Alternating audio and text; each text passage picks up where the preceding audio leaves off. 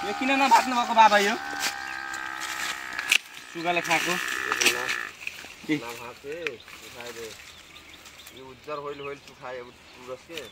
ए ल ल ल यो अलि सेतो भएको वाला टिप्ने रे त्यो चाहिँ पाकिसकेको अरू चाहिँ पाके छैन जो हरियै छ काँचो छ त्यो भएर नटिप्ने भन्नुभयो बाबाले त्यो भएर त्यो नटिप्ने अरू काम गर्दै गर्नु बोरामा हाल्नु भयो आमा कति सानो सानो पनि पाकिसक्यो है आमा डाइरेक्ट बोरामा हाल्ने हो कि यत्तिकै एक ठाउँमा राखे हुन्छ आमा एक ठाउँमा राख्नु हुन्छ होला नि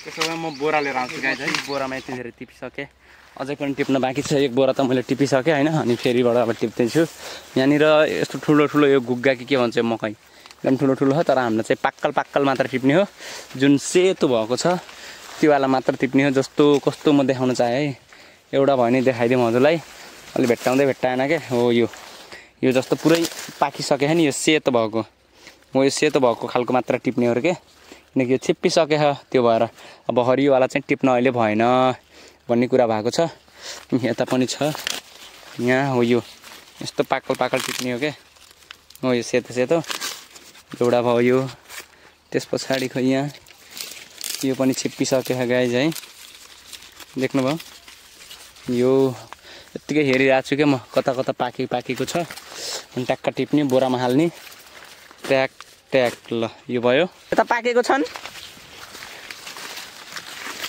मकै पाकेको छ कि पुरै काँचै हो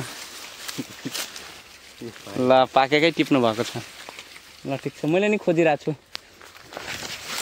खै हो यहाँ छ एउटा यी पाकेको किरा लाखा क्या हो हेरिरहेको छु क्या मैले पनि अब टिप्नु पर्यो नि होइन के गर्ने है यस्तै हो मकै खोज्ने गाइज है खोज्नु पर्यो मकै त यहाँ छ अन्त यस्तै यस्तै हो यहाँ छ अन्त बोतिला छाया यो पुरै उक्ल्यो ब्याट त्यस पछाडि यो पनि पाकिसक्यो अब चाहिँ बोरामा राख्न जान पर्यो गाइज है अब बोरामा राख्न जान पर्यो बोरा कहाँ राखेको छु अनि यता त पाक्कल पाक्कल यता रहेछ अब बोरा यता लिएर आउनु पर्यो गाइज है यता त हरियो हरियो छाममा मैले हेरिसकेको उता हिँड्नु खै त बोरा हजुरको बोरा लिएर आउनु उता हिँड्नु माथि जाम अन्त अर्को लाउरे आउनु भएको छ यहाँ डोको लिएर खै चेहरा देखा दो इतना हसीन चेहरा कितना सुंदर आँखों में बनी है यही हो डोकोमा राखेको आउँछ कि नै कहिले डोको बोक्न भन्ने के फारुको बच्चा हो न आइन सिकिहाल्छु के रे वाह हो यो चाहिँ हो क्या यो मैले कहाँ देखेको थिएँ कि यसरी जस भात नै ट्याक्क हाल्ने त्यो काँचो हुँदा यहाँ सब छानबिन गरिसकेको उता जानु छ सेतो यस्तो मात्र टिप्नु न यो सेतो सेतो मात्र होइन आमा सेतो सेतो मात्र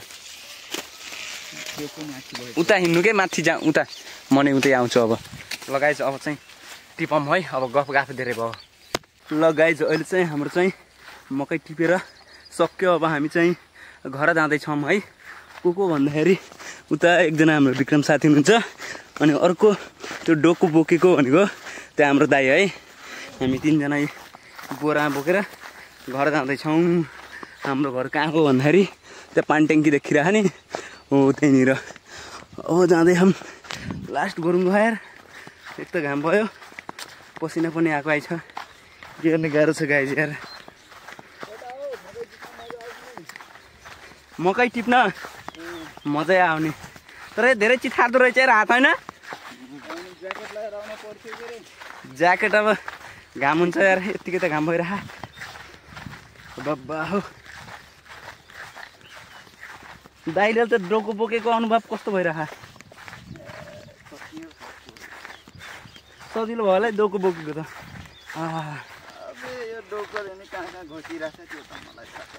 अरे यहाँ यो काँधमा राखेको यार दुख्दो रहेछ यार गरुङ्गो हो केही नभने 25-30 किलो त होला यार समथिङ 25-30 किलो होला गोरुङको गाई है। बिसाइ चाहिँ एक ठाउँ त बिसाउनै पर्छ।